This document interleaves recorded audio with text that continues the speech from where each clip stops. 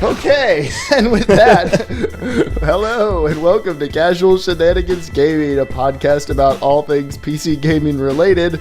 This is on record as our worst start ever. Thank you for coming to spend your Thursday evening with us, unless you're listening to this later, in which case, thank you. Please go rate us on iTunes. The podcast is brought to you by 8 O'Clock Coffee, the official sponsor, the official drink beverage sponsor of Dave and Casual Shenanigans Gaming.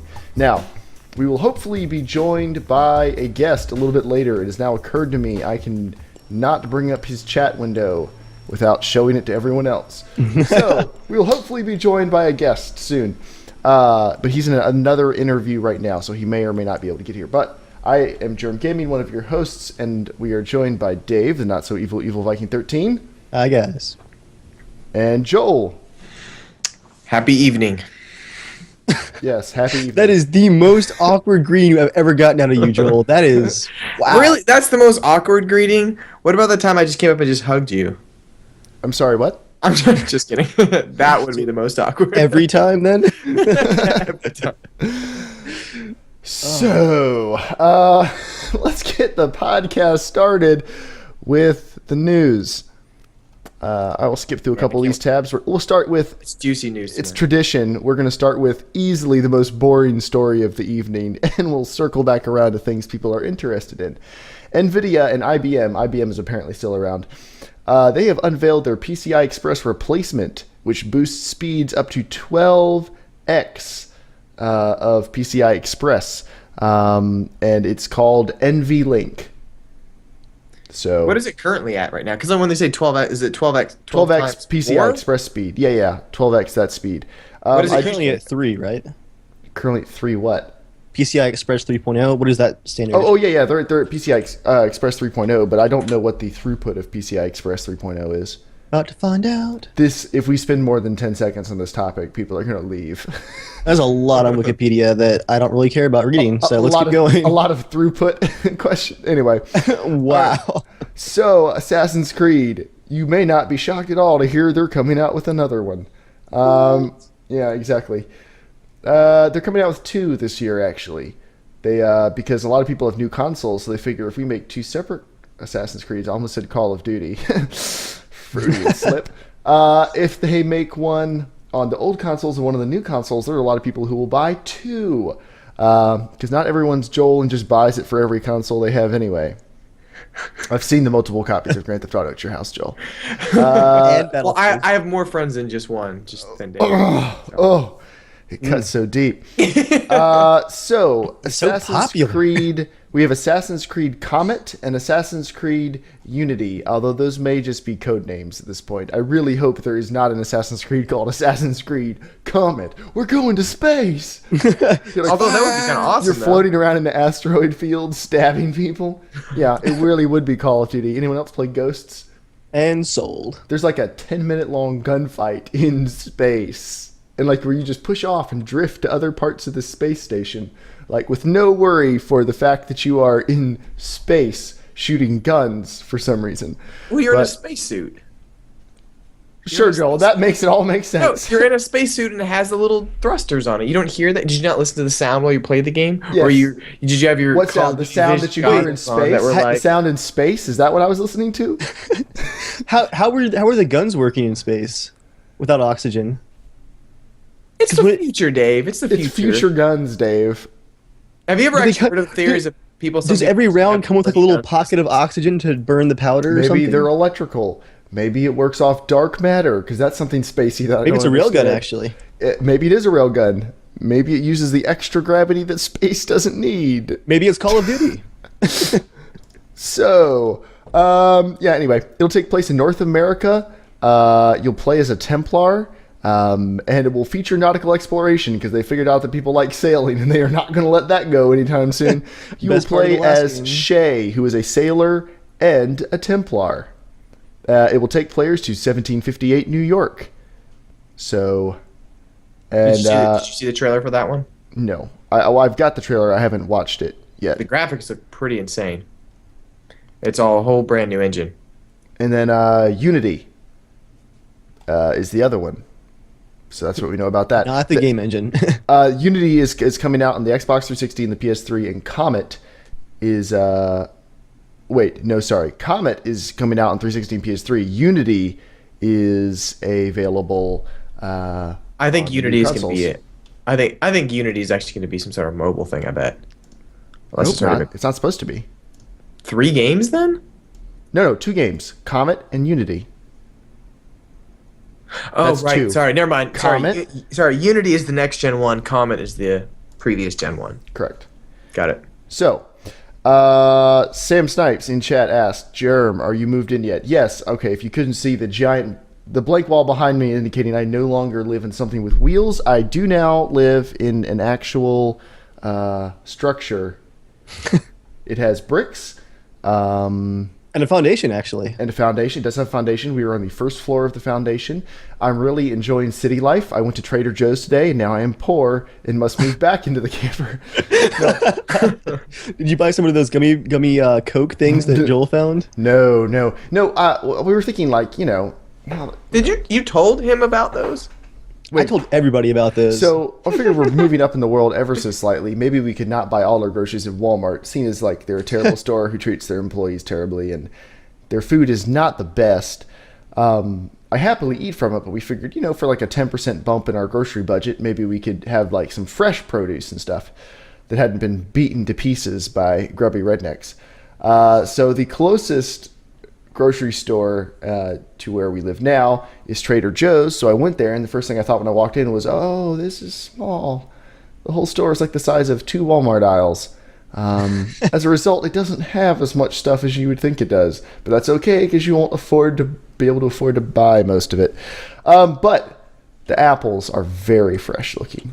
So I will get back to you when I see how much these dollar a piece apples taste. I bought a couple $1 a piece apples. They better be amazing. And I already told my wife that's probably the last time we ever go there. Okay, we're losing people on the stream. I will stop talking about Trader Joe's. There's nothing better in the world than irrational anger. And one of my favorite things that involves irrational anger is Joel's irrational anger against video cards with too much video memory. I don't know why this is a thing, but it is. So, Joel, are you sitting down? You are. Great. I am. NVIDIA has announced the GeForce GTX Titan Z, which brings you 12 gigabytes of video memory for $3,000. It is basically the Titan, the Titan dual GPU version. I can't call it the 690 or whatever. There's no the Titan plus 10. It's kind of 2 Titans. It has a total of 5,760 processing cores and 12 gigabytes of frame buffer. It's basically 2 Titan Blacks duct taped together. It's a little more complicated. NVIDIA is claiming it's so much more than just a dual GPU card, but I can't see any reason why that would be the case.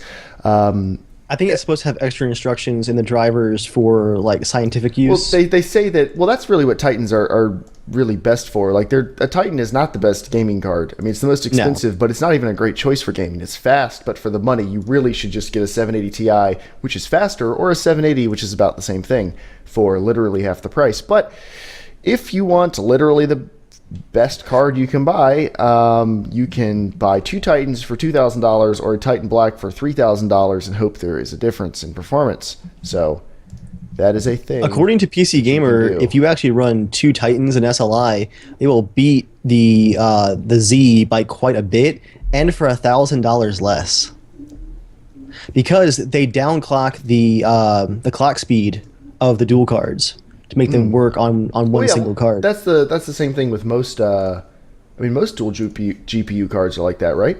Every single one, yeah. The only real advantage is it's a little more convenient if you have a limited amount of space, and if you have games that don't do well with SLI, it works a bit better to have it all on one card, but not really worth it. Not even close to worth it. No, and spoken as someone who has 2 680s in their computer, so Dave means it. I just installed my new window in the case tonight, and now I can see them clearly from my desk.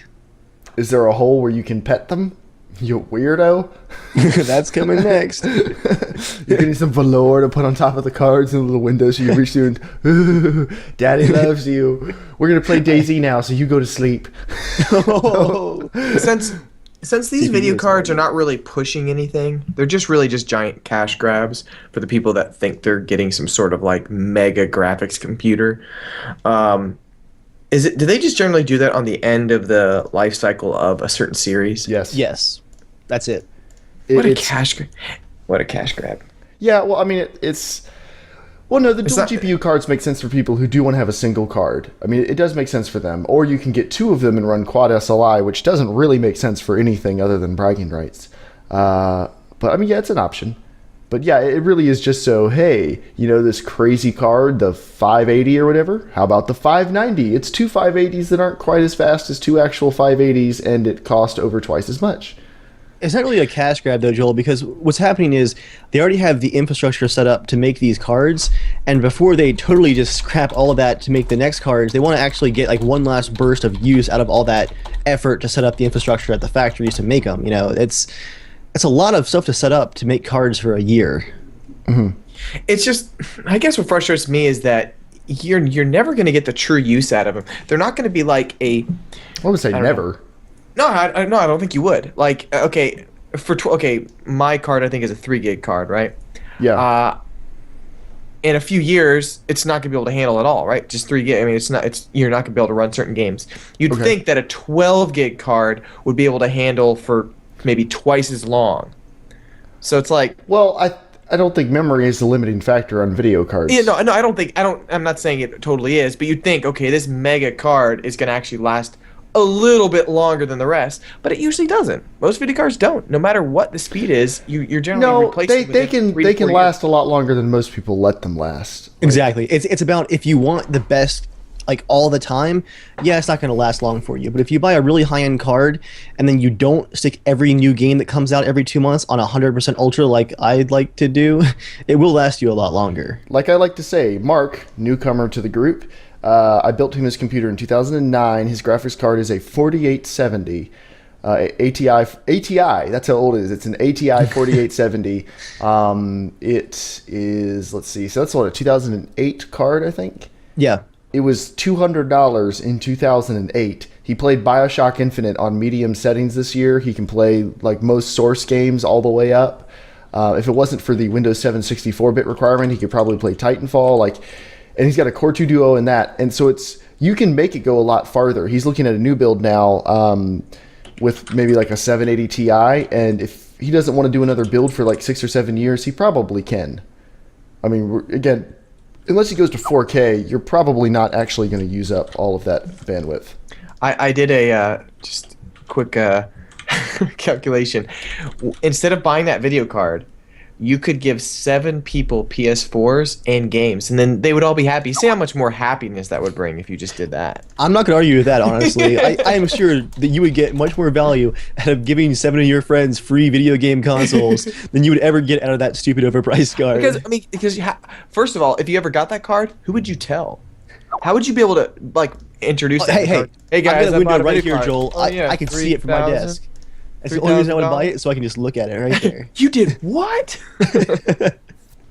Yeah, $3,000 for. Well, again, the Titan's more useful for people who do compute applications. Like if you do something that can really benefit from CUDA or something like that, then it makes more sense to get a Titan. Like there are advantages to owning a Titan, just like workstation graphics cards. Workstation graphics cards absolutely suck for gaming, and you can still pay $1,000 for them. They're not for gaming, they're for compute applications, and the Titan is really like a hybrid in between them. The Titan doesn't really make sense, to be honest. It's like a Lamborghini that only has a turbocharged 4-cylinder in it. Like it's cool kinda, but it's not really all it could be in any one category. If you guys aren't car guys, and see Dave, like his eyes are kind of glazing over. Lamborghini, that's a car manufacturer, They right? used to be a tractor manufacturer. Actually, I didn't know that. That's a kind of they used to make tractors.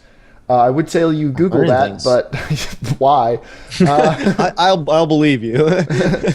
I'm sorry to everyone for the mouse cursors going crazy at the bottom of the screen. I don't think there's anything I can do about that. Podcast intensifies. All right, our guest will be ready in 1 minute. While we are waiting for him, you will use a very long. No. I want to answer this question. I'm going to wait to answer this listener question until because I don't want to like stop in the middle of it and bring him in. But so yeah, vamp for a minute, Joel. Just tell us what's going on with you. Why did it always start with a giant sigh? Oh, your life's so hard. Honestly, I think Joel, lie to us. No, lie to me. Tell me you love me. You know I do. Honestly, I think I've had more.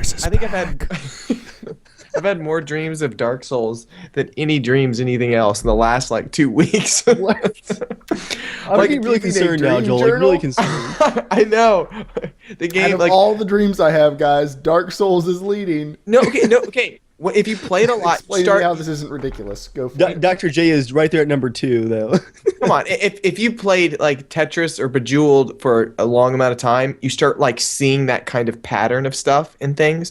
And so I fell asleep, and you learn to like block and attack and all that kind of stuff in the game. And so I'm like, I had a dream about blocking and attacking and then dying and collecting my souls again. I'm like, come on. Sounds like a horrible dream. That was when I first started playing Splinter Cell. I started playing Pandora Tomorrow was the first one on the GameCube. Represent. Yeah, GameCube, my last console. Yeah. So yeah, after I played that for a while, because that was kind of like my only game for a while, I'd walk into rooms and be like, I can shoot those lights. I can't shoot those lights. Where are the exits? I was also 13. So anyway, Joel. yeah, Joel, what's your excuse? You were over double that age. Joel's actually the oldest person on this call, if that makes sense. I know he's got that sweet little baby face. That's what I'm here for. Dude, this year I turned 29. 29? Seriously? Yeah, man. Oh, I thought you were only 27. When are you going to grow a beard? Try the beard. You can do the beard. I've tried it. I'm not Mine's not good. I still did it. A little bit. Do it. Yeah, and yours is not good.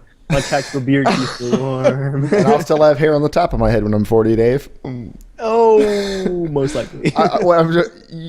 Your family does have a history of baldness, right? I'm sorry if I was just... Okay, I think you mentioned that before. That's the only reason I brought that up. I feel bad now. Oh, my feels. So, yeah. We're still not quite ready to add him onto the call. When do I do my news is my question, because I got a good one. You do have good news, but I want to give you plenty of time to get into that. It's going to be a good one. I'm ready. Let's answer a random question or two from the chat while we wait. Are there any questions in the chat? Let me scroll. All right, Dave already answered it. One says, no, please, just keep GPUs can see the open world of your office. What? Apparently, Dave's computer is so powerful the GPUs are becoming self-aware. It's like, I see you. I see you. Hey, guys. I know your fears. Dave, see, what's nice is when you look at your computer, I can tell you do that on a regular basis. Like, when you look at them, I see a little bit of longing in your eyes. A little bit of twinkle. Just a little. Oh, so my LED lights, I'm not sure if you guys can tell this. I installed them to replace my broken MBX lights, and they're actually brighter, but they came with a remote. A giant remote. It is a pretty big remote, so I can actually change the color of my lights here. You probably can't tell much. Yes, you can. Yep, when you went blue. Yeah, no, you can tell, Dave. It helps that your skin is already the milky white to begin with. The winter has not been kind. The milky white of a cubicle dweller. Hey, we have skylights now. I mean, we put paper over them, but we have skylights. Dave, can you tell your story, your 4-hour story? Now? I think it's pretty. Dude, this is the funniest thing. Oh, he's about to jump in? Yeah. All right. Oh, there he is. Hello. Are you here? Hello. Wait for the video. Wait for it. Hey. Can you see it? Yes, I can. All right. We are welcoming, for everyone listening to the audio version, we're welcoming Tristan Moore, who is the creative director of a new game, Grave, which looks really, really awesome. It's currently on Kickstarter, and a little bit later in the podcast, we are going to be talking to him about it. But welcome, Tristan. Welcome to the podcast. How's it going? We were in the middle of just finishing up the news. Have you heard about the Titan Z? That's the last thing we were talking about. Actually, no, I haven't really been up on that particular news item just yet. Okay, are you familiar with the Titan? Yeah, a little bit. Okay, NVIDIA's releasing two Titans, kind of like they do the 590 and the 690. Right. It's a dual GPU Titan for $3,000. So it's 150% the cost of actually buying two Titans, which is just crazy. Right. Okay. It means I'd have to use my entire paycheck to buy a video card. Oh, shut up, Joel. Okay. Is it designed for like development or? Yeah, it's because the Titan's mostly useful for compute applications. Dave, would you happen to know what some of those are? Please turn your lights off of blue. You look sick. It's on green. I don't know what's going on here.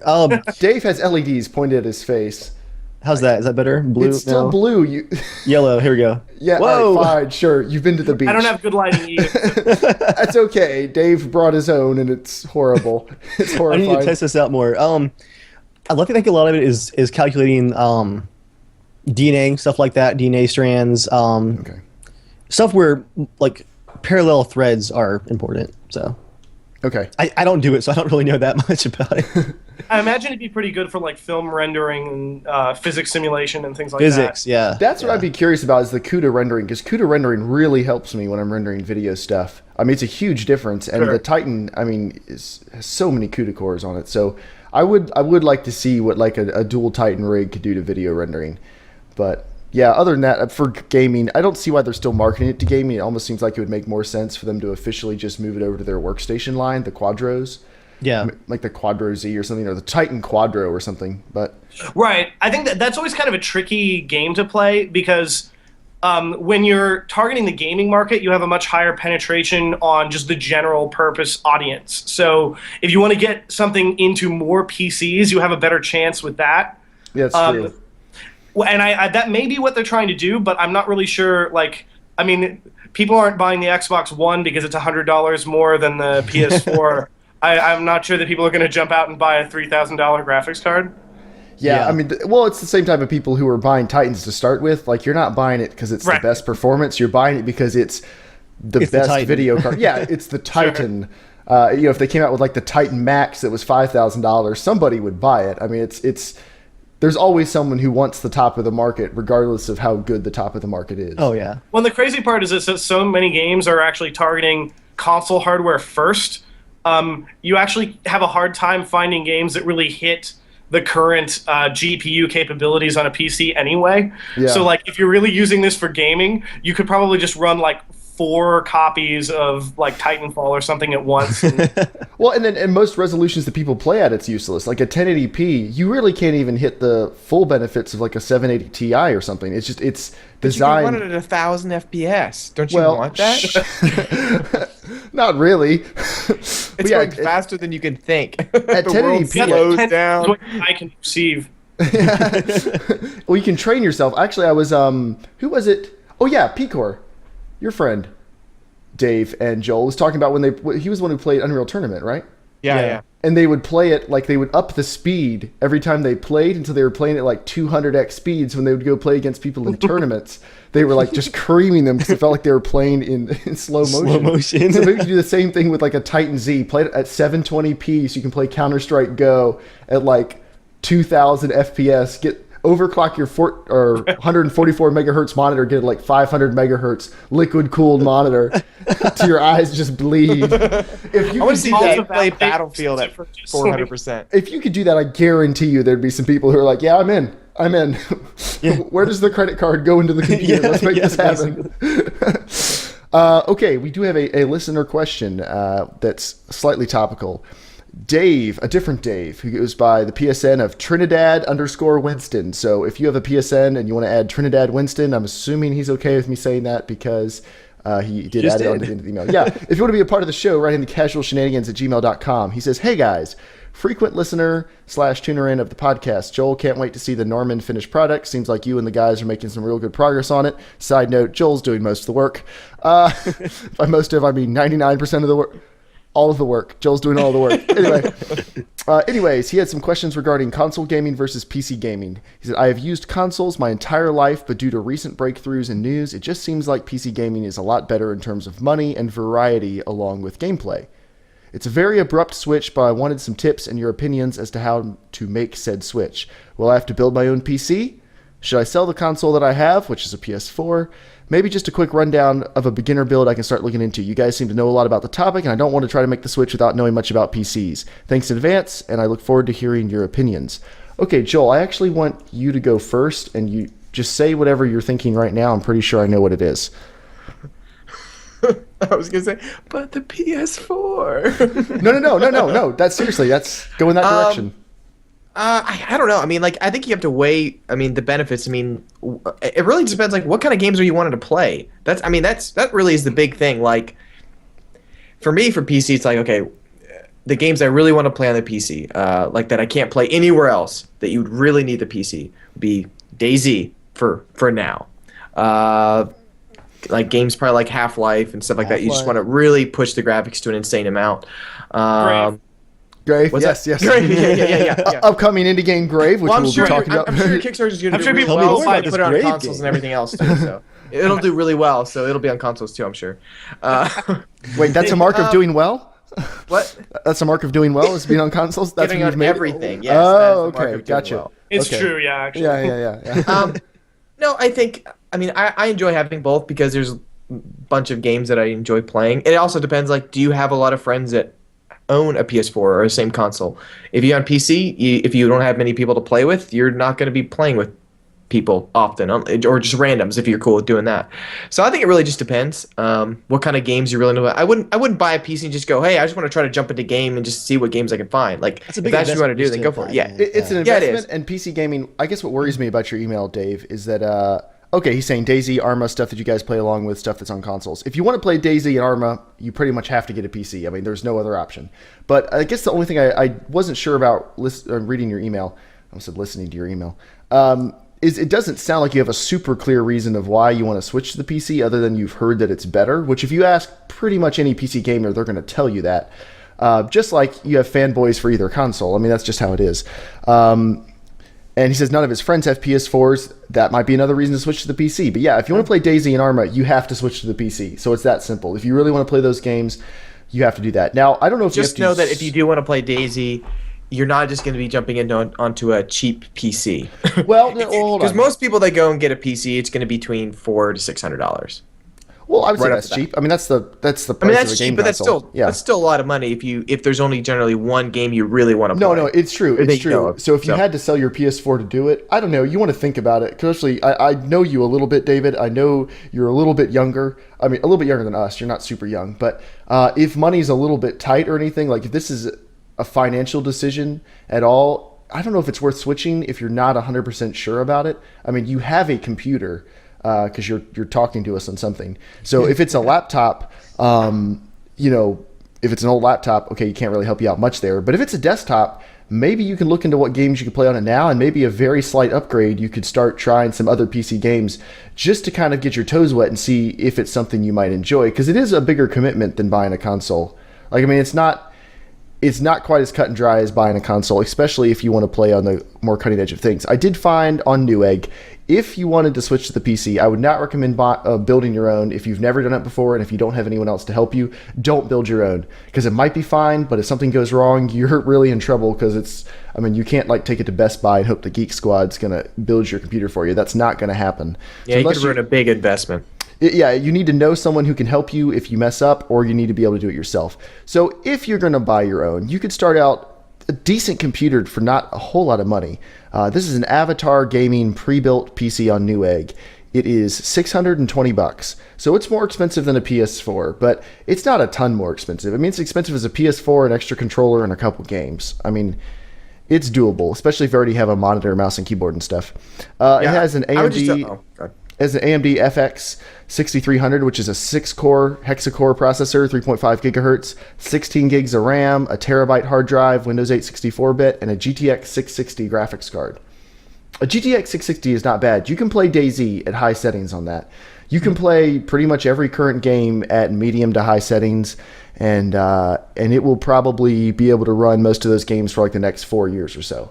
So if you want to get into PC gaming, that's just an example. I'm not saying this is like the best computer you can get for that price or something, but if that's a direction you kind of want to go, let us know and we'll send you some recommendations. But I would very carefully think about why you want to upgrade before you invest a lot of money into it one way or the other.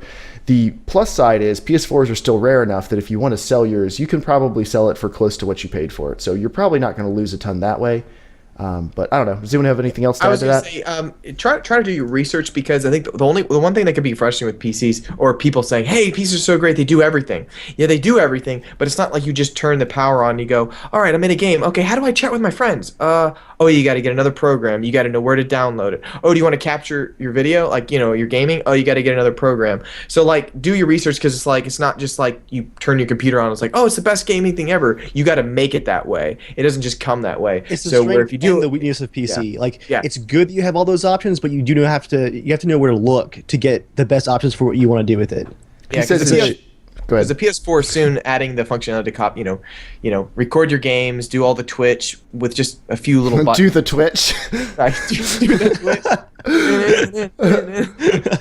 Thanks, Joel. Twitch streaming, that kind of stuff, fairly soon. And PS4 is pretty new, so there's not a lot of games on it right now. But within the next six to 8 months, there's gonna be a lot more games on it. But anyways, yeah, I think that's a good point about the longevity of the platform. Like, even when you're buying a PC for a lot of money, it's going to become outdated fairly quickly. And like, I know with our development, we have to do a lot more upgrading more often than like just a consumer would. But it's something to consider when you're buying hardware for gaming specifically, that like, if you don't have a huge dedication to PC gaming, it can be really expensive and only beneficial for a short period of time before it becomes something that's obsolete, whereas a console might actually have a little bit more longevity for just kind of like playing modern games. He does say in chat, it's not necessarily the finances is not his dilemma. He just isn't sure if he wants to keep the PS4. He says he has a MacBook Pro, by the way. That's the computer he's on. If you have a MacBook Pro, actually, depending on how recent it is, its GPU might not be half bad. My wife has a MacBook Pro issued by her company. I'd never buy her one. And no, and it's actually it's pretty decent. It's got the Retina display. It's got a 2560 by 1440 15-inch display, so the pixel density is insane. It's got a decent GPU. I mean, it's not. You could build a 10 times better desktop for the money, but as far as laptops go, it's not horrible. If you have a relatively recent MacBook Pro, you can probably play a couple games if you switch over to Boot Camp or something like that. So, I don't know, you probably can get your toes wet a little bit and see if you like it, but, it's doable. Just make sure you're doing it for the right reasons, because it's an easy way to sink a lot of money into something. Like, make sure you really want to play DayZ. I think DayZ's awesome. But PC is a little bit like Dark Souls. You hate it at the start because some things don't work, but then finally you push through it, and then it's really fun. I never hated it. I'm a die in the wool. I'm a die hard. I'll be here till they cart me away. And our last bit of news before we talk about Grave is Naval Strike. Dave. Oh no, we have two bits of news. I'm sorry. We have your bit of news, but first we have Naval Strike. Okay, Dave. Why don't you give us an image of some guy with a band hammer like going to your stomach, like Naval Strike. Sorry. Dave, why don't you give us like the 20-second rundown on what happened with BF4's Naval Strike? So the promotion for Battlefield 4's biggest DLC so far, that is actually adding more game modes and not just new maps and weapons, Naval Strike. The marketing juggernaut started about a month ago, has been ramping up for the past few weeks. There was actually a teaser trailer followed by a full trailer, which was awesome. An excellent job by DICE's video team on the full trailer. They've had Q&A sessions behind the scenes of the map making. They flew a bunch of YouTubers out to Los Angeles to play for like an entire day, and everyone was posting. Yeah. Well, it wasn't. Yeah. Well, okay. Yeah. I wasn't invited. I'll shill for you any day. I mean, the marketing train was at full speed. It was. Yeah. And it was supposed to launch this last Tuesday. It was going to be a staggered launch, PC around 8 o'clock in the morning Eastern Standard Time. Then I think it was PS4 at like 10 a.m. and then Xbox One at 1 p.m. or 12 p.m. What actually happened was around 3 a.m. on Tuesday, on launch day, with all of the trailers out, all the marketing done, everyone's super pumped. Battlelog on PC, the software that you use to actually join games in Battlefield, Battlelog was updated. It popped up for all premium users. Naval Strike, now available. They changed the background to an aircraft carrier with this cool bokeh animation effect. Everyone's super pumped. And then they posted a blog post on Battlelog. So guys, last minute issue. The DLC is going to have to be delayed on PC. Not sure when it's actually coming out. 3 hours before it was supposed to go live. 3 hours. Did anyone wake up to play it, Dave? You didn't wake up to play it, Dave. No. Actually, Okay. I got like a pop-up on my phone. I noticed that it... On your new smartphone, huh? on my new smartphone. Reddit was freaking out. And then when No, the Xbox... not Reddit. They wouldn't do that. It gets worse from there, actually. Oh, does it? Go So on. then the Xbox One time for the rollout rolls around, and there's no news or anything. There's just no Naval Strike on Xbox One. The PS4 version finally rolls out, and about 10% of the population who owns premium on PS4, their game gets corrupted. The ones who do get into servers get severe rubber banding. It is completely unplayable. About 5 hours after Xbox One is supposed to go live, they announce, okay, Xbox One is also delayed, inevitably. They finally updated about 24 hours later with saying that PC is probably in April sometime now. Xbox One, maybe next week. So, Yeah. Who here would like to watch a documentary about the making of Battlefield 4? I would watch it so I hard. would love to see what happened. What is going on? It is a comedy of errors. Like, just when you think it can't get any worse, like, I really feel for DICE right now because I could not make up a story this bad. It's horrible.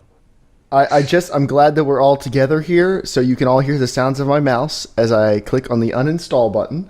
I have finally decided that's it. Like I'm out. Tristan, what's your point of view on this from actually making a game and knowing more of the backside of this kind of stuff? Well, I mean, so the one thing I think I would make a point of is that actually bugs are really difficult to catch sometimes, and like huge productions like this require insane amounts of work and production going into it.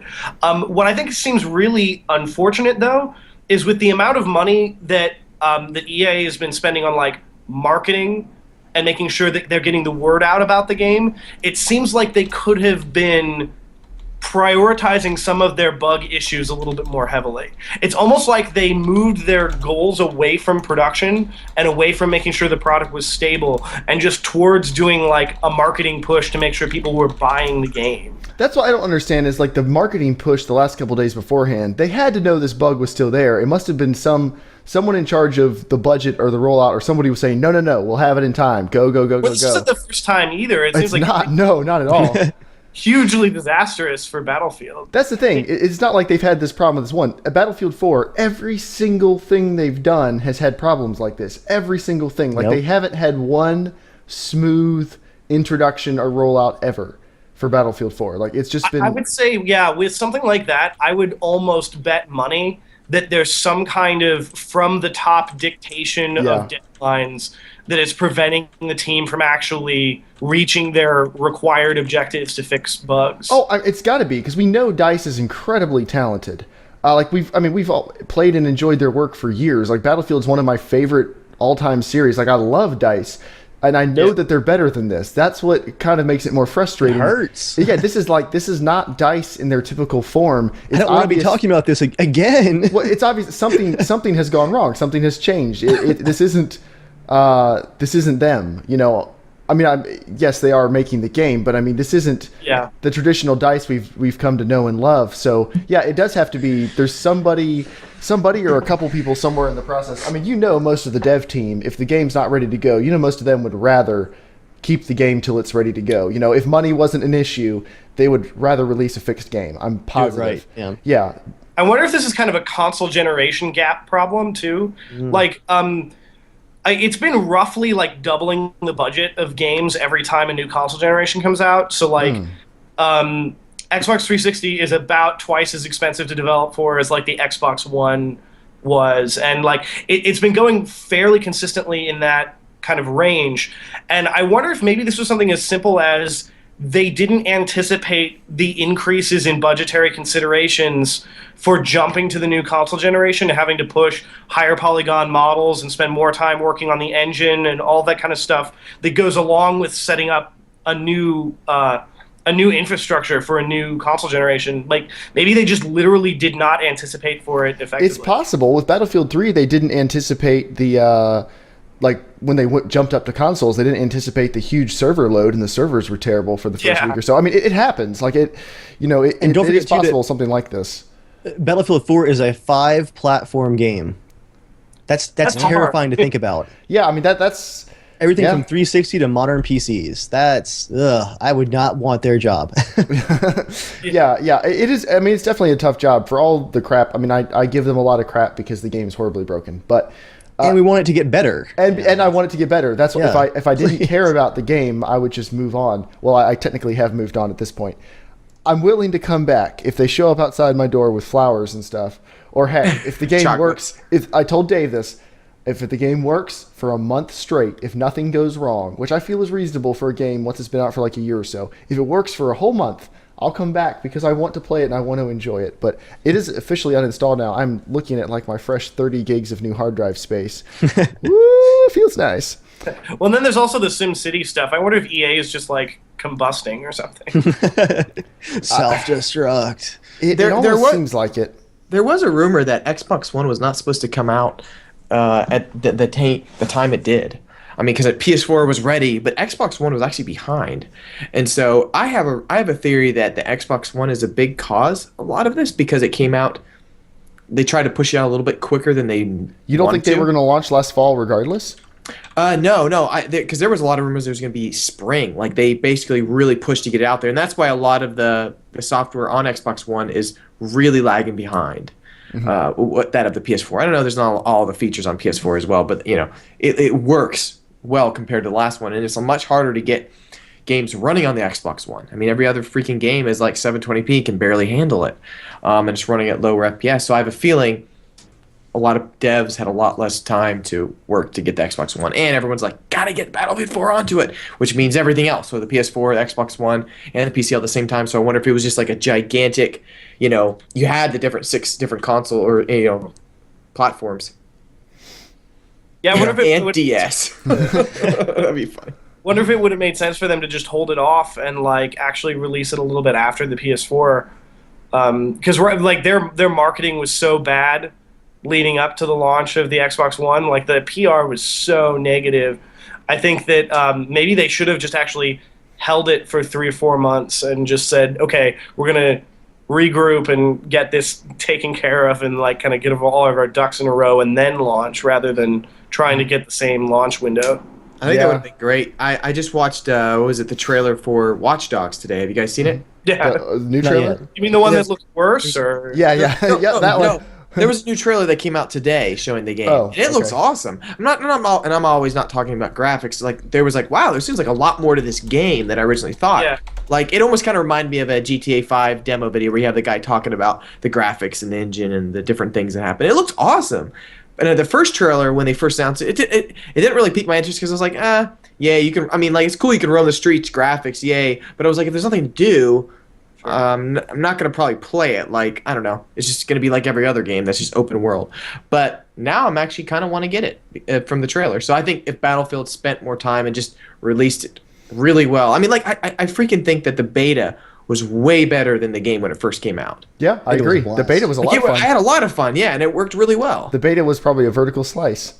I know. I mean, but I think they're going to have to for Battlefield 5. I think that even whoever, like the terrible evil mastermind behind shoving all this out continuously so early, even they have to be seen. They have to be seen at this point that like they can't come out with a Battlefield 5. They can't announce that like a year from now. I mean, people are not going to be excited. If they announce Battlefield 5 anytime soon, it is going to be a horrible failure. They probably need to announce like Bad Company 3. I think if they announce Bad Company 3, all the Bad Company fans will come crawling back out of the woodwork. People will love it again, and they can wait like 5 or 6 years for Battlefield 5, but I don't think they can pump another one out. I hope they don't. I hope they don't, but... I wonder what kind of contracts they have that they have to make another one 2 years. Exactly. I would worry about that. But the sucky part is that like it's going to be announced literally like if they will, it'd probably be announced end of this year. Right? No, it'd be announced next year. It'd be announced early next year. Yeah. Yeah. Early next year. Yeah, that's right. one can hope that they would just fix the game, but like One can the hope. unfortunate problem is that there's like a 3-month window after a game's launch where you actually have any possibility of market penetration. And like that's one of the reasons they're not really fixing SimCity, is because they're like, yeah, no, we already lost our audience potential with SimCity, so like we could fix it, but why? Right, they're not they've already sold what they're gonna sell. I mean, they're gonna have a trickle, but it's not gonna be significant. Yeah. Right, and that's the sad part, yeah. It would be nice if they could make the game actually just work, but They already sold it for $20 back in November, a month after it came out. It was on sale for Black Friday. Battlefield 4. Oh yeah. It was $20 a month after the launch. Wait, it's because what? Yeah. Oh, jeez. A month after launch. It was technically $30, but Origin had like a $10 off coupon you could use too, so $20. Wow. Cool. At least Dave, half off after launch. Yeah. Our last news story of the evening. Why don't you tell us about this thing that happened recently in politics in regard to video games? You're smiling like a small child, so I know this is going to be good. I'm going to enjoy this. I've been following this guy's career for a while. Today, with great anticipation. Today we have our hypocrisy of the week. There we go. Today we're going to talk about Senator Leland Yee out of California, a state senator. Let's talk about his career first. He's known for two things that actually are very important to me politically. He's very anti-gun and he's very anti-video game. Let's talk about his video game career first because it involves the Supreme Court, actually. In 2005 in California, he got a bill passed that required, actually banned the sale of violent video games to children with like no actual definition of what that entailed. Basically, he said that the ESRB did not do its job and that the government needed to step in and prevent the sale of violent games to children. He passed the law, and 1 month later, the Supreme Court overturned it. And then the Entertainment Software Association sued California for $300,000 for legal costs, and they won. So that was a huge fiasco for his anti-video game career.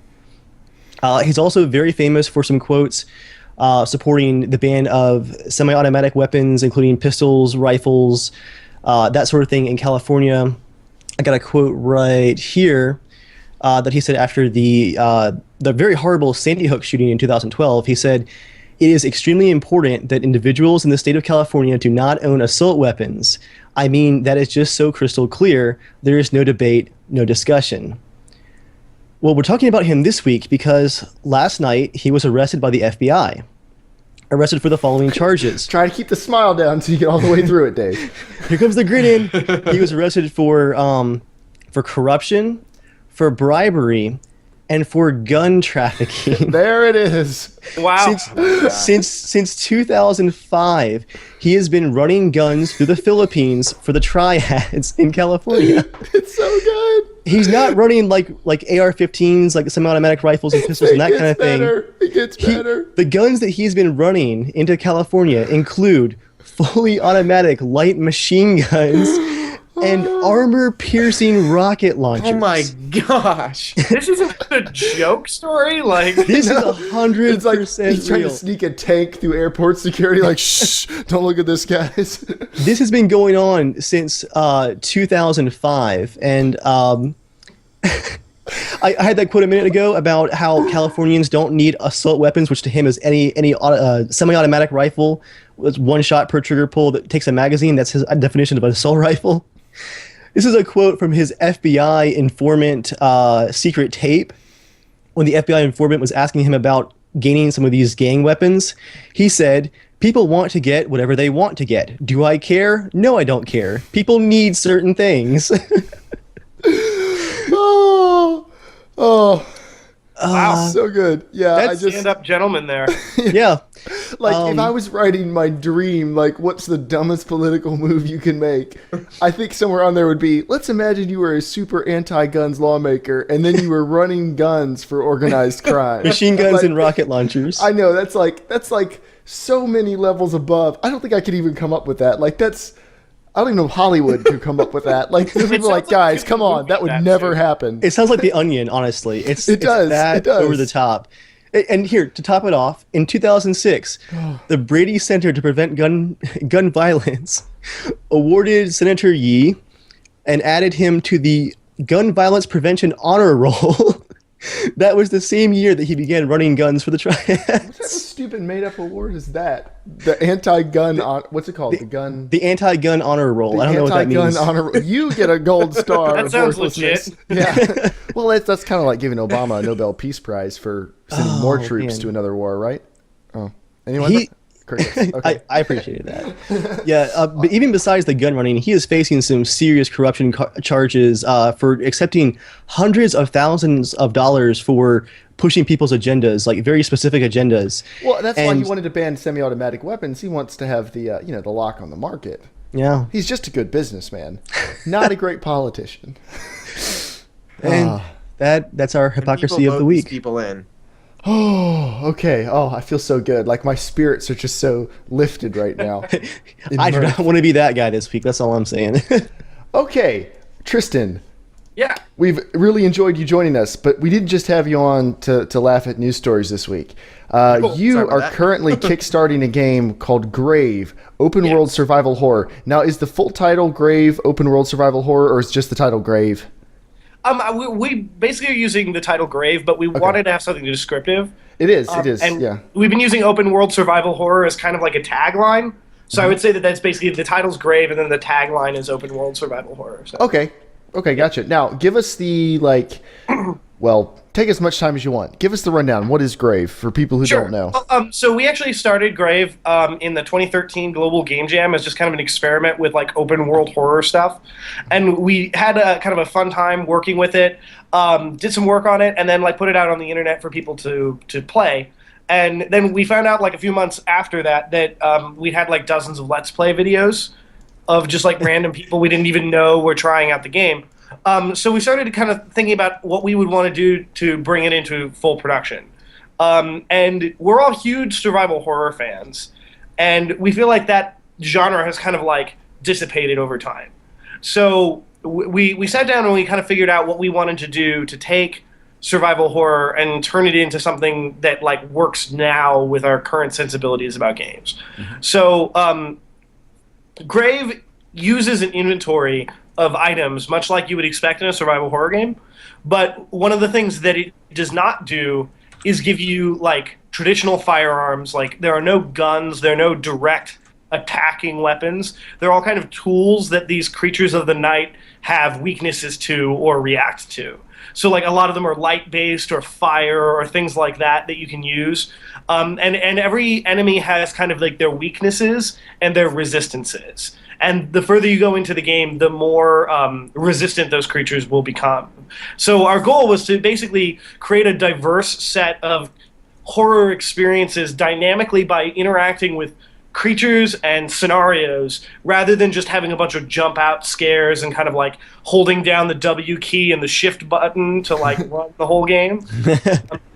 So that we could have that kind of agency that you would experience from old school survival horror games, but with the kind of modern horror sensibilities that you'd come to expect from something like Amnesia or Slender the Arrival. Cool. Yeah, and I have to say, I looked at the Kickstarter. I mean, I watched like half the video, scrolled through the page, and immediately backed it. It looks awesome. Yeah, same here. I was just like, oh, this looks awesome. And now you're developing in the Unity engine, and you kind of made a joke earlier, but you weren't wrong. It looks gorgeous. It might be the best looking Unity engine game I've seen. Granted, I don't know every game that's developed in the Unity engine, but it looks really, really good. It does. Why did you choose the Unity engine? I'm just curious, because it seems to be the darling engine for indie developers right now.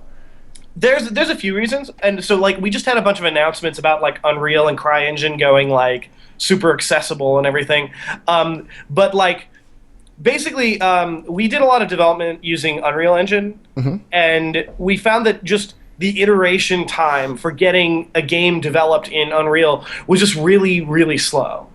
Because of the way that they require that you compile and rerun the game, and like the way that the compile process is actually separate from the editor, and just a lot of things like that ended up making the turnaround really slow. And then they have their own scripting language, and it just becomes really, really difficult.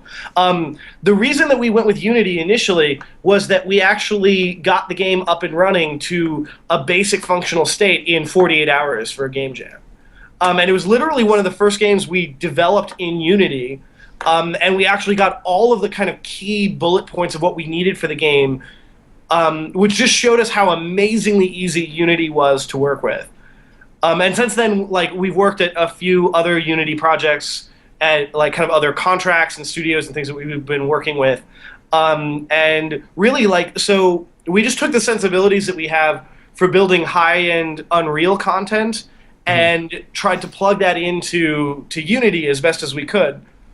And then we benefited from getting one plugin that was just recently released, which is the Marmoset Skyshop image-based lighting, which is actually kind of like this cool rendering solution that allows you to do kind of like almost global illumination light bounces and things in the environment, which has been something that has contributed a lot to the graphical quality. And yeah, I mean, other than that, it's just been us trying to like work hard with what we need to get done and like utilizing assets where we can to just make it really look good and sell the concept of the game, I guess. It does look really good. I mean, are those the same guys that do the Marmoset tool bag? Yeah. So actually, they recently released a Marmoset plugin for Unity specifically. Nice. And, yeah. So like, and that was really exciting for us because we're all familiar with like the Marmoset rendering tool bag and everything. So, yeah. I use it sometimes myself. It's awesome. Yeah, I mean, so plugging that into like a game engine like Unity, we were not sure how far we could go with the graphics, so we've been pushing it pretty hard previously. But like, I'd say that the Marmoset plugin really gave us that additional push to like make it no longer look like a Unity game and actually look like a AAA quality experience, even on the cheap with an indie budget. So that is sweet. Now, from looking, go ahead. Excited. From looking at your concept art, a lot of these creatures look really creepy. So good job on that. Oh, I was going to ask real quick, who does your concept art for your it's team? this guy named Richard Partridge. He actually, so my wife and I are probably like the lead developers on the game right now. And Abby, she lived in the UK for most of her life. And so Rich is actually from the UK. He's done some work in Germany and in a few other studios. And he does a really good job of hitting kind of the creepy tone. Yeah. And so like right now we can't bring him on full time for development until we like get our Kickstarter funding, which is one of the reasons why we're doing the whole Kickstarter thing, is because it's been kind of just like me and Abby working on it for the most part. Yeah. And we want to be able to like hire people on to do individual chunks of contract work, and then also to be able to pay for all of our licenses that we would need to actually get access to all of the tools that we would use in full production. And yeah, and I mean, so we've been really excited to like get new stuff out into the game frequently, and a few people in the press have gotten access to a build to actually play and do some Let's Plays. So that stuff should be streaming in pretty soon. This is our first Kickstarter officially. I did one like when Kickstarter first started, and I didn't know what I was doing, and I just basically like set it up, and I was like, hey, people will give me money now, and that was it. But so we're kind of learning as we go. But yeah, I mean, doing things like this is definitely helpful to kind of like get the word out and let people know what we're doing with the game. So when did you start working on this project? When did you say you worked on it? So we officially started the prototype for it in January of 2013. Then I wouldn't say that we spent full-time developing that. We had a kind of a 6-month gap where we didn't really do anything on it. Once we kind of wrapped it up a little bit and then like put it out there and just people started playing it. The version that we have available for the Kickstarter that we're going to be able to give as the demo and everything is representative of about 4 months of work. So, and again, that's kind of after hours stuff. So like we have some jobs at other studios and things that we do more AAA that we're hoping to shift away from and move into doing this game full-time indie is the hope. What's the recommended? How long are you trying to make the game about? We're trying to hit like almost like old school survival horror as far as length, like because we're not trying to go for like a 20-hour epic that just like sucks away and doesn't give you value. So like we're shooting for between 5 and 8 hours of like total expected playtime. That's about the time of the latest Amnesia, the second one. Did you get to play that game? I really enjoyed it. It's a really good game. Yeah. And actually, it's funny. So, like, because we have some light-based weapons, we've had a couple of people make the comparison to like Alan Wake. I saw that, and to me, it didn't remind me at all of Alan Wake. I mean, the only similarity, like you said, being the light, but other than that, I think it's pretty different. Well, yeah, no, actually, we're going for way more like the Destino of video games, like almost like a Salvador Dali kind of interpretation of games. But actually, it's funny. Somebody made the comparison that it was almost like Alan Wake meets Amnesia, and like, while I don't entirely agree with that, I think that's that's a reasonable comparison if somebody wants to kind of have a frame of reference for just like what to experience. That it's a little bit like it. I wouldn't say it's completely accurate, but. Now, would you say it would be fair to say that the goal in the game is not to, like a lot of games, the goal is to shoot, blast, whatever, your way through everything until you emerge victorious. Right. The goal of this, I'm assuming, is to progress through the story while avoiding or just trying to hold these monsters at bay. The goal, like you said, you can't really fight them; you just try to beat them back. So some of them you can fight, some of them you can't, and so that's one of the things we wanted to be able to do is provide a broad sampling of experience. So like, there's a certain amount of procedural kind of dynamic spawning in of creatures as the sun sets. So like, you don't always know what you're going to encounter. Some creatures may actually be something you can directly kill, but you want to be careful because there might be a creature right behind it that actually is attracted to the thing that you're currently doing to kill the other creature. So like, if you throw out a flare and the flare like hurts this one creature, it may actually just be an attractant to another. That is cruel and amazing. A bit of a match of like trying to figure out what like tool for the job, not necessarily like rock paper scissors, but like rock paper scissors lizard Spock or something. Yeah. Because we think that's what really makes horror experiences scary. Like the early survival horror games really relied on the idea that you were genuinely afraid because you were personally in danger.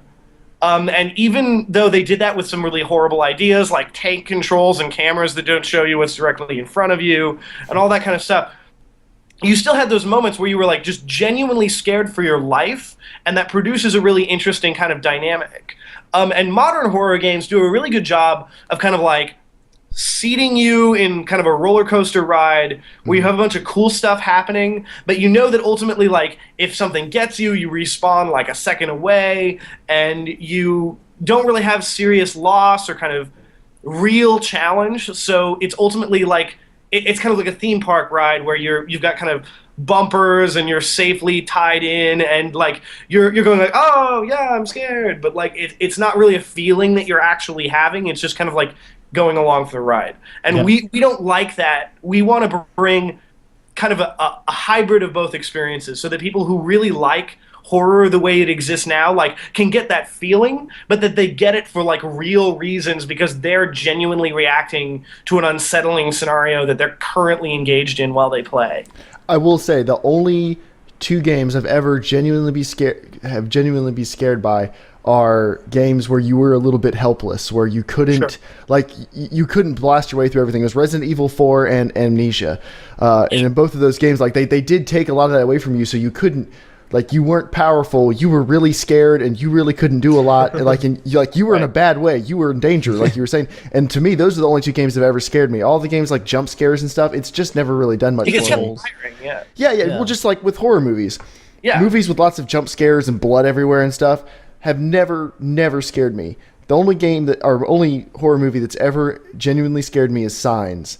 And it scares you because there's that building feeling of suspense the whole time, and they just don't tell you what the thing is. Like, they build the suspense, they don't throw you right into it. So I think it's cool that you're going kind of the less traveled road of doing that, because I think that combined with your monster designs and what you said about the different things attracting other things makes it sound like this is going to be a genuinely very scary game. And actually, one of the things I didn't even touch on entirely, like, so we've been using like the surrealist inspiration for kind of our visual style, which is why like we have things that are realistic, but they're kind of in this barren wasteland, and some crazy things pop out in the distance, and things get a little bit weird as the game goes on. But like the thing that we think is really interesting about that is that we're actually changing the world while you play. We're bringing out a demo probably tonight or tomorrow where we actually kind of show that off a little bit. But like the idea is that every time it becomes dark, creatures come out, but the world starts moving around too. So like there are literally locations that will exist for like one day, and then will literally just vanish into the distance and may not exist for days or weeks after that.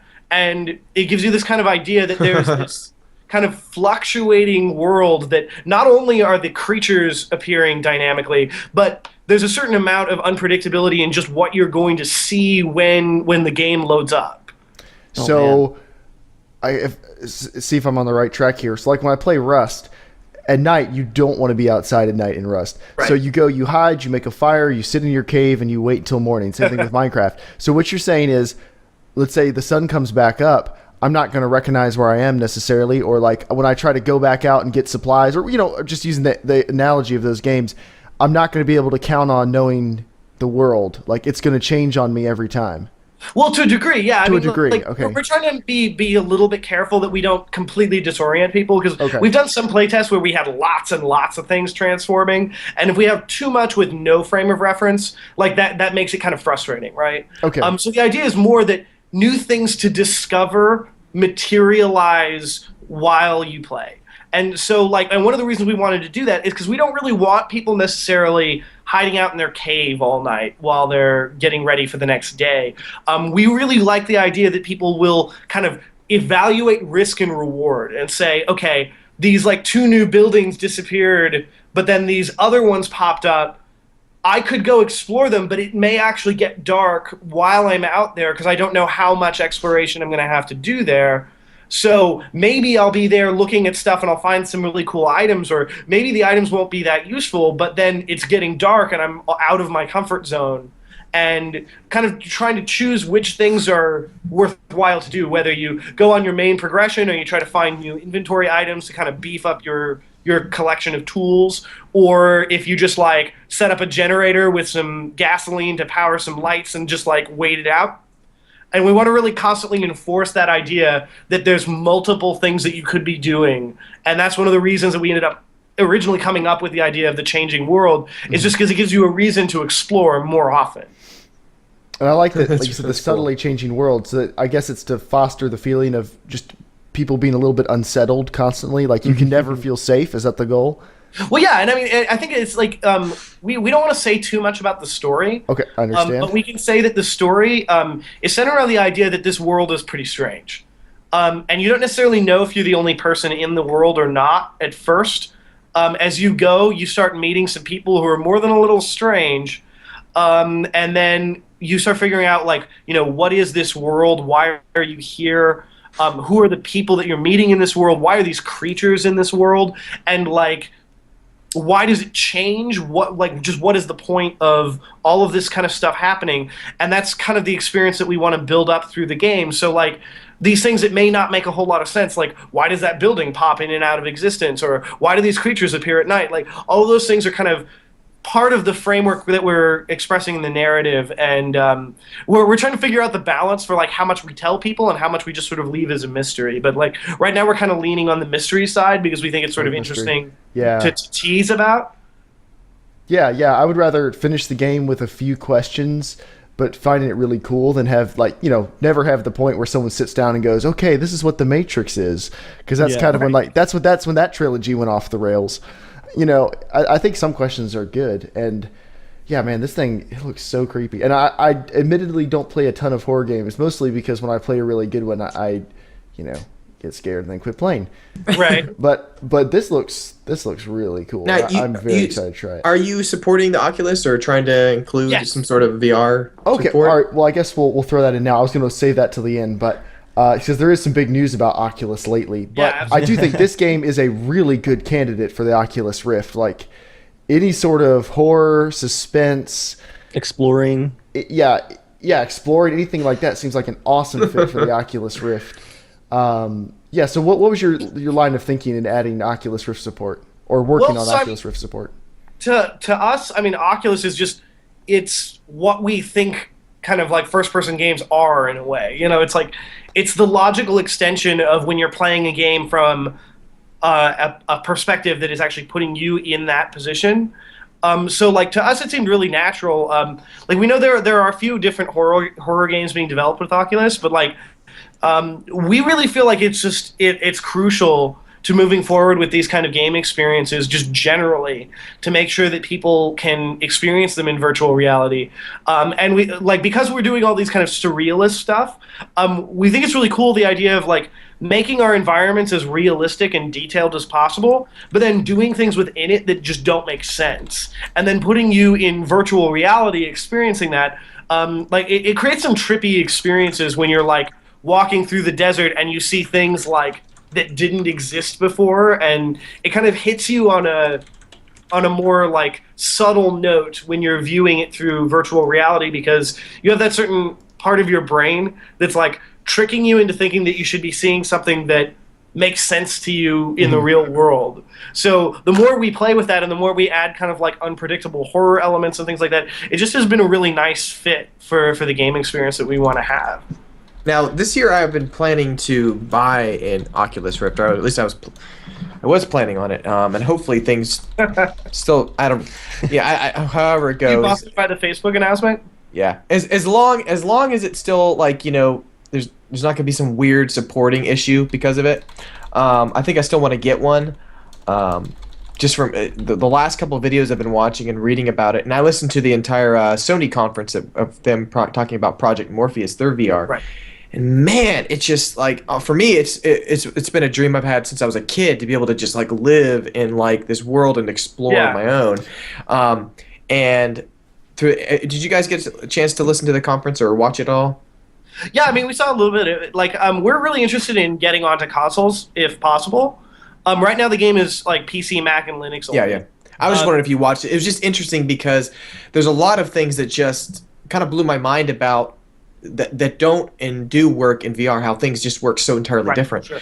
Just that the game has to always have a stable frame rate, like, and it has to be above 60. Can't dip below, it's got to be at least 60 or above, like always locked, because if it really can screw your head up pretty much. 80 tends to work best. And do you have one?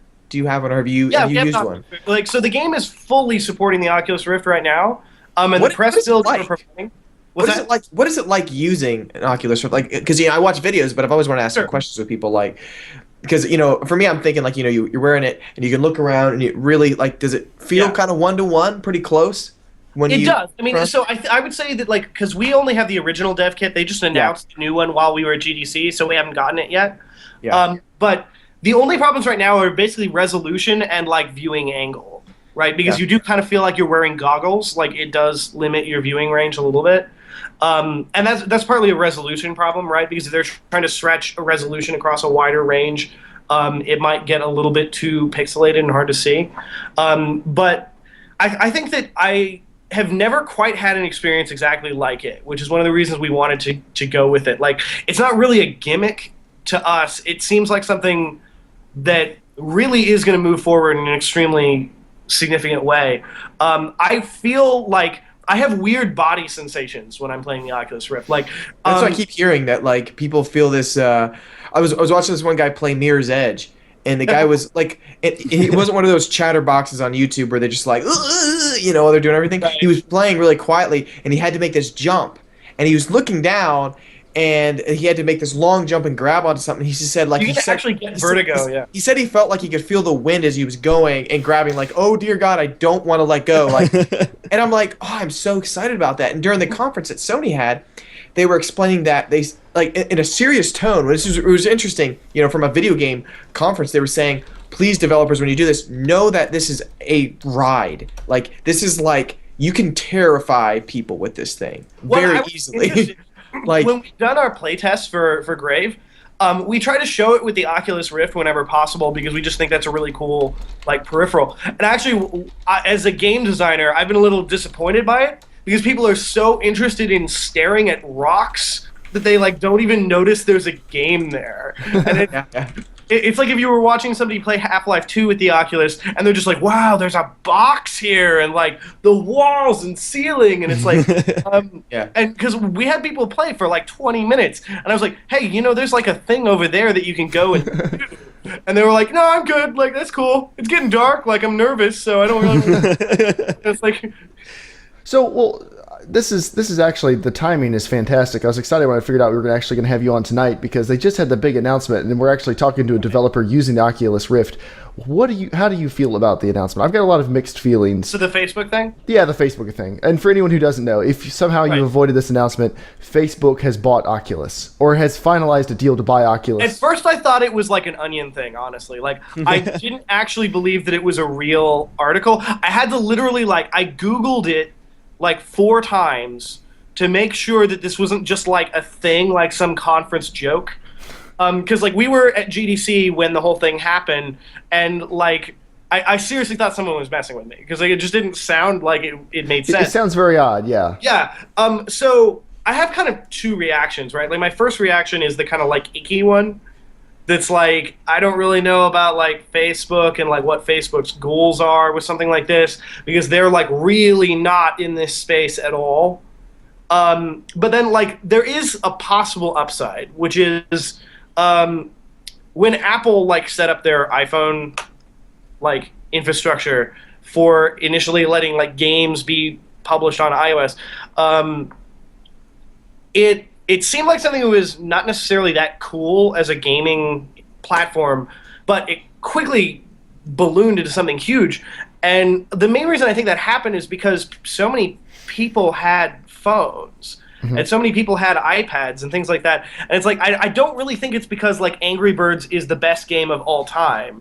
I think it's because people had the hardware. They were already buying the console. So when they found that there were fun games on, they're like, hey, even better. I mean, that's the only reason I have games on my iPhone is like it's 2 taps away. It's not. Yeah, I scroll through agreements, click install drivers. You know, if I had a flip phone, I would never buy an iPod Touch to play iPhone games. But since I already have an iPhone, well, there's these great games already available. I might as well play them. Now, so there's kind of like 2 groups in the internet. I've only seen the negative side of this. I haven't really seen a whole lot of people defending Oculus, except for troll accounts on Reddit. There's a lot of, I guess, I don't know. Maybe Facebook's turning a couple dozen employees loose. I can give you a defense in a second. Okay, sure. No, give it to me now. I want to hear it. I mean, I've got one of my own. I want to hear yours. If Facebook is willing to, like acknowledge that this whole thing is slightly outside of what they do, and grow the company in that direction, and not just try to conform Oculus to Facebook, we could be in a scenario where in like 5 or 6 years, the Oculus is like a mainstream device that almost everyone has access to because of Facebook's like kind of social platform. Like if they do the things that they were talking about saying like basically Oculus is like the biggest social platform we've ever seen. Like if they make good on that in a meaningful way, we could suddenly have like an iOS store equivalent where we could access tens or hundreds of millions of people simply because a non-gaming application for this device is available and encouraging people to purchase it. Or maybe even if they like can push the price down, like that's even better. And then we could really have something that huge amounts of people have access to. And I would be okay with the kind of icky Facebook feeling if it means that like hundreds of millions of people could potentially play my games. Yeah. Well, and something important for people to keep in mind is there's no guarantee they're going to do the icky Facebook thing with it. I'm looking right now at the list of companies that Facebook owns. They own 46 companies. A lot of companies I've heard of, and I don't use most of them, but I've heard of them. And as far as I know, none of them have Farmville pop-ups and, and little social ads popping up all over the place. Like Facebook, they're a business. They're one of the bigger businesses out there. Well, they buy other companies as well. I mean, yeah. Definitely. They buy other companies. It's a way of having more revenue. They want the patents. It is a smart business move for them. Now, as far as Oculus is concerned, for the people hating on them, I'm not trying to. Well, no, I love playing devil's advocate. I won't make any apologies. I'll just go for it. There's a large group of people saying they have screwed over their Kickstarter backers. That is not true. The Kickstarter was for dev kits. Dev kits have been out for a long time. They have completely fulfilled their Kickstarter. Just because you Kickstarted the project, anyone listening, does not mean you have the right to dictate where the company goes in the future. You helped them get off the ground. You helped them get this particular product, which you have received. So they don't owe you anything now. Second thing is $2 billion. Okay? If you were a business person, $2 billion. Joel, you've been working on Norman for like 2.5 years. You know where I'm going with this. Yeah. It's a project Yes. you're super excited about. It's a passion. If Facebook said, we want to buy your movie for $2 billion, what would you say? Yes. Okay, Tristan, you're really Pretend excited to about hesitate, Grave. Joel. If Pretend. someone came up to you and was like, here is $2 billion for your game, would you sell it to them? So, I mean, I would like to say yes, but there's also a little bit of a caveat. And, like, I kind of wanted to talk for a second about what you said about, like, Kickstarter backers. Sure. Because, like, I think what you said is a good point. But I think there's also kind of, like, another side to it that There Kickstarter is. backers have, which is genuine. I was going to get to that. So, like, I think the problem is that when most people back a Kickstarter project, there's a large number of people who don't really even care about getting something. Like, when I back a project, I don't usually care if, like, they ever send me the game. The reason that I back it is because I want to be part of moving something forward that I believe is positive. You want that thing to exist in the world so much that you want to put some money toward it, regardless of whether or not it succeeds, but you want it to exist. Yeah, and I think Kickstarter backers have an idea that they understand what it is that they are helping to have happen. And that when the company goes off in another direction, like when Zach Braff gets a bunch of money from like traditional funding to do his Kickstarter film after he gets the Kickstarter money and like things like that, just they go against why a lot of people actually invest in something in Kickstarter. And I do really think that that's what a lot of people feel like it is. That it's actually like an investment. It's kind of it's more than just a product purchase. You're investing in the company. You're giving the company a chance. I think a lot of people do feel sold out by the company. Like there's a lot of memes on Reddit doing the Obi-Wan Kenobi thing from Revenge of the Sith going, you are the chosen one. But I think a lot of people do feel like that, and possibly like justifiably, because Oculus, they've been very delightfully weird for a couple of years now. Like they're doing so something, indie, like, they're doing something so out there and so cool. No one thinks the Oculus Rift is just a lame idea. I haven't met anyone who thinks it's lame. Everyone thinks it's a cool idea. Yeah. And I think the only Facebook, people who don't like it are like industry veterans who Yeah. like did VR in the 90s and are like, I'm totally over that. And then they see this and they're like, I don't want to do that again. Like, kind of like Microsoft with tablets. They had their tablets in the early 2000s. No one bought them. And then Apple Bill comes Gates out with them. was all like cocky about that. Yeah, Apple came out with them and they're like, oh, well, screw you. And then 3 years later, they're like, okay, fine, here's our tablet. Oh, no one's buying them again. What are the odds? But no, I think a lot of people, like, they felt like Oculus was, like, they were, to some people, it felt like, well, they would react like if Facebook bought Valve. Like, out of all the companies, how dare you buy this one? You know, how dare this company? I think a lot of people felt like Oculus was so PC and so indie that there was no way they could sell out in quotes, to Facebook, which is about as the man as it gets. Like, you could sell to Facebook or Microsoft or Apple. Those are like, I think to a lot of people, Obama. those are I want that. The government, the government, Microsoft, Facebook, and Apple are kind of on that level of, they're not super cool as far as indie companies are concerned to a lot of people. So I think a lot of people felt kind of betrayed by that. They're like, how could you do this to us? It's important to note, though, the product hasn't been screwed up yet. The product hasn't actually been released yet. So I think a lot of people are kind of jumping the gun. Like, it might have already sucked when it released. It doesn't look like it was going to, but it's not out yet. Battlefield 4 looked really good a couple months before release. Like, you can't, you can't call it this early. Maybe Oculus Rift was going to be terrible and Facebook pumping a lot of money into it is going to save it. Maybe the Oculus Rift was going to be awesome and Facebook is going to run it to the ground. I can imagine. It can't be $2 billion. I think anyone needs that, but yeah. Well, do you need $2 billion, or is it like a really good opportunity to just go ahead and take it? But yeah, I mean, developing VR can't be cheap, and it can't be easy. And if maybe this gets it out twice as fast. Maybe they'll sell them for $150. Like, you never know. It's too early to call it one way or the other. It might be terrible, and it might be good, and neither of those things might be because of Facebook. It's kind of sad because it's one of those situations where I agree with almost everybody on all sides of this issue. Yeah, like, I can see everyone all has a sides. valid point about what could happen here. After watching Sony's announcement, and they were really talking very good about Oculus, and they respect it completely, and they think what they're doing is incredible work. And Oculus is the same way back for Sony. They've been working on this for about 3 years now, and they were actually going to possibly show it off last year, but they decided not to. But during the event, like, it just got me so excited because they realize, I think they truly realize that even with the Oculus, how like I love the Oculus, and I obviously haven't met people and talked with them, but from what I've it's so PC and it's so indie that I knew it was gonna be a great device, but I never thought I don't think it would ever like take off massively. Like you would be like a very high amount of people that would buy it for just high-end type of games. But what Sony is really excited about is that I think they truly understand when this thing releases, it has to be released perfectly. Because if you don't roll it out in the perfect way, if it doesn't work right out of the box and it doesn't just like amaze you instantly, people are going to forget about VR and it's going to go away for the next 5-10 years again until someone does it really well. Well, actually, that's another thing that's interesting is that even if Oculus succeeded with its initial launch, like prior to the whole Facebook thing, there's a strong possibility that they could have just then immediately been like sidestepped by a bunch of other companies jumping the bandwagon and doing it as well. Like whether it's Sony or Microsoft or any other companies, like Mad Catz could come out with one. And like, I mean, there's going to be a point where once they've done all the legwork, like somebody is going to do it as well that may have more infrastructure. Mm-hmm. And as cool as it is for Oculus to be super indie, like being super indie is not necessarily good for their long-term advancement of virtual reality. Not at all, no. Because they could just become like the guy who did it first and isn't that cool, now there's 500 people doing it.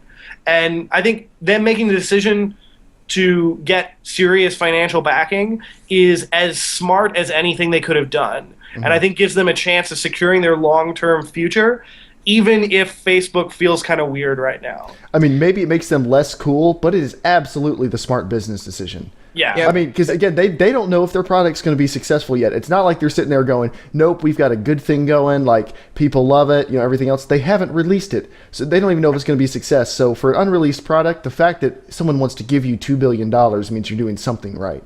I think I think a way to put it in perspective is think about the way like just phones are now, you know, with the touch screens, right? Man, like nothing was touch screens. You go into Sheets and that would be touch screens or little like places in venues and kiosks and stuff. Right. And they were touch screen phones, but they weren't very good. Like they were pretty laggy. The resolution was low. Even the FPS for using the UI was very slow.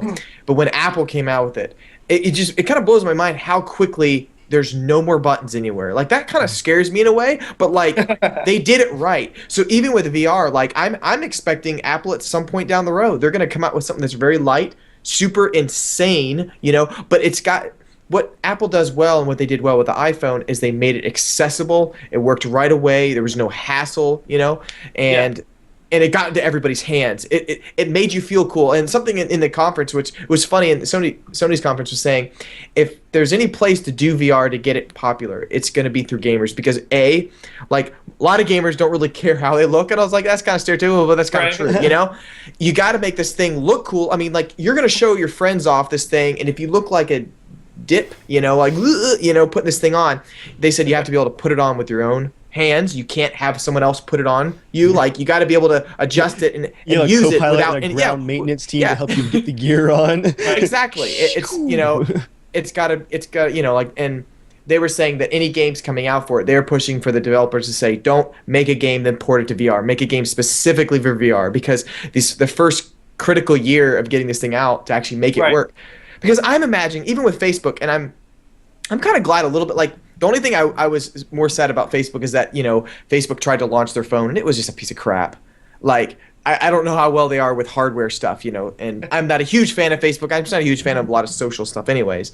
But I think VR is going to be the future of social stuff. It really will be. Eventually, one of these days, I was reading the book called Ready Player One. Has anyone heard of that? Mm-hmm. Yeah. It's a really good book. It's all about VR and stuff. But just being able to put this on and go, we're all four of us are sitting around a campfire, a virtual campfire in DayZ or somewhere, and we're just chatting like that. Like that would be amazing. Yeah. Like, you know, hey, let's go explore Chernobyl. You know, like let's go see. Like World of Warcraft already has a huge amount of that. Like the number of people who just like log on and hang out with their friends and kind of like half-assed kill things and stuff. Like they're not really even playing a game. They're like socializing, but in a game. That's us a lot of the time. Yeah. I mean, I think that there's so many things that can be done with virtual reality that aren't the usual challenge model of gameplay progression experiences that'd be really interesting to see explore. And like I'm really interested in what the future has for VR. I hope what Facebook does with it is not necessarily say, hey, we're making a Facebook VR. We're going, hey, we're supporting a VR device that's really far advanced to what most people are working on, and it's a great device. And we want to be the first social company to come up with an app that, so as soon as you buy that thing, it goes, like just like every media player now, it has Netflix, it has like Roku, all that kind of stuff. All it can install onto it. Or no, sorry, not Roku, Crackle or whatever the crap. Yeah. Sure. But if you get this thing, it's like, oh, Facebook Connect? Like, what's this? You put it on, whoop, whoop, whoop, whoop, whoop, like your friends appear there, like, what the crap? Like, the Sony conference said, imagine if you want to buy a hotel room, you can go to, Hilton Inn or Hilton, hotels, and you can see your room layout and go, oh man, I want this, or whoosh, I want to see the other room. I want to get a suite. That is going to be awesome. Or imagine yourself, you could see yourself in the clothes that you want to buy, Sure. There's a lot of things that could be awesome, but I think, whoever does it first has got to do it right. Okay, now, Dave, real quick, do you have some comments of the week for us? I actually just have one. I picked my favorite for the comment of the week. We'll get it ready. We'll circle back around to it in a minute. And Joel, do you have a 90 seconds for this week? You actually stole my 90 seconds. I did. Okay, I'm sorry. If you want to think of something else to rant about real quick. No, we're not doing it yet. We're not doing it yet. Okay, if you want to think of something else to rant about, we'll come back to it. What was it, by the way, Joel? Originally. It was the video card, the new PCI. I didn't want to mention him all day. I was like, when are you not going to mention it? I was like, I'm going to have some new You wanted to yell about that 12 gigs of video memory. I did. So I was sad. My PS4 don't need that. Okay, so before we do that though, let's circle back around to Grave real quick, because I want to make sure we finish out the discussion on it. So you have a Kickstarter. You have 31 days to go as of the time we record this. Yes. You're asking for $30,000, and just so people know, hopefully everyone, we're gonna have the link to everything Grave related is going to be in the link of the video. So please go check it out. But you're asking for the money. It's mostly to pay, like you said, salaries so that people can, or wages, so that you can bring more people on and contract more work out, right? Yeah, so there's a number of costs of development, like getting licenses so that we can like push to platforms effectively and things like that. Getting like software licenses are always a factor. But the main thing is that development takes a lot of time and effort, and we're doing a bunch of this work right now in our spare time, and many of the people that we have working on the game, just like they need to be able to set aside the time to work on something and really get it done. And unfortunately, if we have to have like a full-time job and then just do Grave after hours, like it's going to take us a really long time, and we don't necessarily have the ability to get the highest quality people or to get like the work that we need done on the game. So we asked for a small amount of money as far as when you compare it to like a game dev budget. This is not like we're funding ourselves to make the game for a year. We're getting the money that we need to strategically pay for individual bits of work so that we can pay artists to do concept work, like Rich, who did all of our concepts so far. We'd like to be able to pay him to do a full set of concepts. We'd like to be able to pay some people to get some of our infrastructure together so that we can set up a fully launchable game. Whether we end up on consoles or not, that's another factor. But and then basically just be able to make the game. And it's definitely a small amount. So we're assuming it's not going to be, just a walk in the park. But right. Well, and I wanted to commend you on that. There's so many game Kickstarters you see that are total cash grabs. Like they're asking for $200,000, $300,000. There's a DayZ clone, 2 months ago, Dave? Oh, a DayZ clone asking for $500,000, and their stuff was garbage. Everything they had to show was garbage. So I think it's obvious by looking at it, you guys, for the amount of money you're asking, the number of people you have, and how far along you already are, I think this is I think you're doing this exactly the right way, because you're not you're not overreaching. I think you're asking for a very reasonable amount, and I think you already have a really impressive game that you're showing off. Oh yeah, thank you. Well, we're asking for what we felt was the right amount, because it's actually it's the minimum amount we would need to actually ship the game to a release product. And so and again, since it's not full-time wages, it's like maybe a McDonald's salary for one or two people. Right. No, I completely. We all do freelance work here. We completely understand. But I really do hope you get the money, and we're definitely going to push on this end, because I am legitimately excited about playing this game. This looks really cool. And if there's any reason that it would help that we somehow review the game in a beta state, all I hear, Joel, I'm sure that would give thousands of extra views and thousands of extra Kickstarter. Oh, Joel's doing the hard sell. No, no. I think you've got a good enough product. We just need to get it in front of enough people to see it. So we will happily do everything we can to help with that. And it looks like you've already gotten some press and stuff. So I hope that continues. And well, actually, this is great. This is super helpful for us to have like discussions like this so that we can tell people what the game's about, and it's just really great to be on the show, so thank you. Oh yeah, absolutely. But sorry, before I forget, Joel, after we actually go off the air, I've got a couple questions to ask you, Tristan, that might help. So sorry, Joel, go ahead. Okay, sure. I was just going to say, because I just finished up Kickstarter for a film that I've been working on as well, and hopefully on your case, at the end of it, that everyone's payments actually go through. That was the only frustrating thing about mine. That's something I've heard about. I didn't get about the full amount, and it's really hard, and you feel so douchey going, hey, your payment didn't go through. Just want to, you still want to help out? Because it's like, people go, hey, it's like, you made your $30,000 goal, but then half of the people's payment went through, or they reminded. So you're like, dang it, well, not really at $30,000. So hopefully that will go really, really well for you. So. Yours ended up, though, you ended up getting... Mine was very close. Yeah, you ended up getting almost all of it, though, so I think that is more the norm. But, you had to fight to get to that point for a while there. Yeah, I did. So, Dave, what is your comment of the week for us? I'm going to start out the comment of the week with asking you, Jeremiah, how long have you been producing YouTube videos as a hobby now? Since June of 2011, so that almost... is very specific. Almost 3 years. Okay. All right. Yeah, I'm about in the same boat, late 2011. And you were so much more successful. It's still enjoyable. I still enjoy doing it as a hobby. Mm-hmm. But we got a comment on one of our Daisy videos from early last year, actually. And I just laughed so hard when I read this comment. Nice and simple, to the point. Here's our comment of the week. What kind of loser tapes their video game? End comment.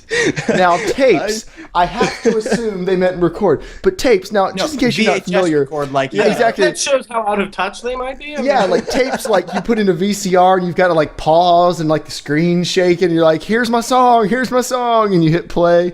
Yeah, like I'm just glad that somebody finally noticed the extra mile that I go to tape my footage via VHS. Dave, I have figured it out, though. I told you I was going to figure out a way to actually tape your PC with a VCR just so I can explain. Because this person, they've got it figured out, okay? They're not an idiot. They know how to do this. What you're going to want to do is buy a TV tuner card from like the mid-2000s before we got all the like the DRM type stuff on your tuner cards. I've got one somewhere. Okay, you want to get one of those tuner cards. Now, you're going to have to download some hacked drivers, but if you get the hacked drivers, you're going to be able to output through your composite outputs. So you want to get that output through your composite outputs, run it into your VCR, and you are set. You are set to make your standard def full screen recordings of full Daisy stereo audio, which you can then rip back onto your computer to throw back up on YouTube. I would actually like to see someone do that because I can only imagine the quality is so horrible. Besides actually laughing out loud, all I could think with this comment was, please, no one show this guy twitch.tv. He will freak out. You'd be like, wow, all of these losers. There's so many wrong with society? We're pointing like, have you heard of someone called PewDiePie, the largest video game or the largest YouTube channel in the world? Oh, by the way, did you guys know that PewDiePie played our... I saw that. That's cool. Yeah. That is our that's early really awesome. prototype. Did you actually hear about that pretty fast, or was it just like a month later you just heard about it? We did not know he'd played it. Like, I sent it to him on Halloween. Like, we literally, like, because we'd found out a bunch of interest in the game, so we had, like, recently done a name change. We used to be called Stygian Shade, which nobody understood. And so we changed it to Grave, and then we did, like, a few updates here and there, and, like, basically I just had, like, kind of a bug up my ass to do a Halloween Grave update. So, like, I went in over the weekend and I just did a bunch of new additions. Like, I threw in some of the weapons we were thinking about doing and just, like, a bunch of random stuff. And so then I sent a message to PewDiePie on, like, his YouTube channel. And I was just like, hey, you should totally play this game. It's the best thing ever. And then I was like, well, that was a failure. And then, like, months later, we were promoting the game on Facebook. And one of our Facebook friends, or fans, I guess you could say, they said, hey, I've seen this game before. And I was like, no, I don't think you have. He's like, yes, I think I have. And then he, like, linked PewDiePie, and I was like, oh. That's like 3 million views. No wonder our interest spiked. What I was gonna say, I have a friend of mine. A friend of mine made one of the first Slender games, like when the whole Slender craze hit. Yeah. He made one of the first little Slender mini games, and PewDiePie played it back when he had like 1 million subscribers. But just I might be getting my timeline wrong a little bit, but like shortly after that, this guy's Dropbox got suspended temporarily because it had a open download link. Like you could download the game to try from his Dropbox, and like it got the PewDiePie hug of death, where Dropbox was like, okay, that's too much traffic. You're getting shut down. But yeah, that's cool though. I'm glad you got like I know we're nothing near the size of PewDiePie, but I hope other channels, our size. We're kind of close though. We're close. You guys do like Let's Plays or previews or reviews? Yeah, from time to time we do. Absolutely. I would love to, especially if indie stuff. If you'd like to, we have a press build that we can offer you. So I would absolutely love to do that. We usually turn down free definitely things, actually. Okay. I've got about, I'm not as high as Oculus, but I require about $1 billion to pique my interest and stuff personally. But You gotta have standards. Joel, did you have something you wanted to rant about real quick before we go this week? Just that I sent him the email first about being on the podcast, so I want to play the game too. Well, yeah, we I think we can hook you up with a link to press build. I would definitely appreciate that. I'm very excited. I might even do one of those Let's Plays where you point the camera at your face. I would never do that for most other games. But I think for a horror game, it makes a lot of sense. You can't do horror without the reaction shots. Like No, but actually for my 90 seconds, I actually had a question. The reason why I actually liked your game was I have an idea that I've talked with Dave and my friend James a lot about trying to build this small 2.5 hour just game. It kind of sort of in the vein of that game called Dear Esther. Mm-hmm. Oh, I love Dear Esther. Yeah.